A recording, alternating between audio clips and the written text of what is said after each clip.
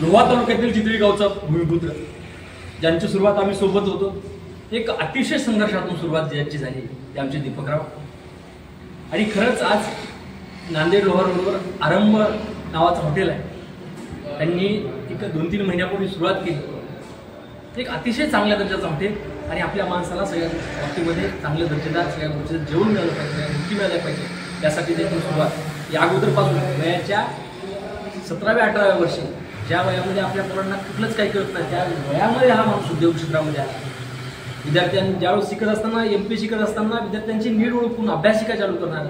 त्यानंतर जसं अपडेट झालं पाहिजे, कारण की माणसानं एका ठिकाणी राहतात सातत्यानं वेगवेगळ्या, जसं काळ बदलत तसं अपडेट होणं काळाची गरज असते.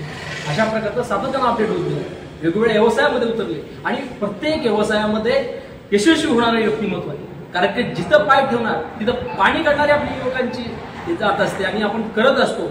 अशाच प्रकारचं लोहा तालुक्यातलं एक अशी, मला प्रत्येक वेळेस वाटतं की दीपकराव सारखा माणूस आपल्या नांदेड जिल्ह्यात असेल.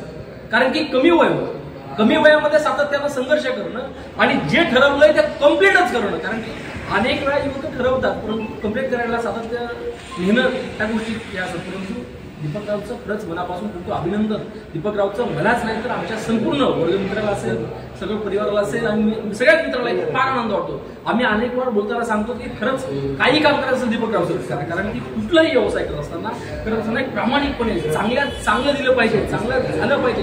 आणि आज खरंच आज नांदेड स्वतःच्या जागेमध्ये एवढं प्रचंड मोठं प्रशस्त आरंभ नावाचं हॉटेल त्यांनी चालू केली. यासाठी अनेक त्यांचे व्यवसाय देखील आहेत. हे सगळं करतात कारण की आज आपला त्याच्यामध्ये नोकरीच्या मागे लागतो. नोकरीबरोबर आपण जर एखाद्या व्यवसायात येऊन देखील आपण चांगलं यशस्वी होऊ शकतो. असं ज्वलंत उदाहरण म्हणजे आमच्या दीपकराव. मनापासून खूप खूप शुभेच्छा. खरंच तुम्हाला भेटले की प्रेरणा मिळते, आनंद वाटतो.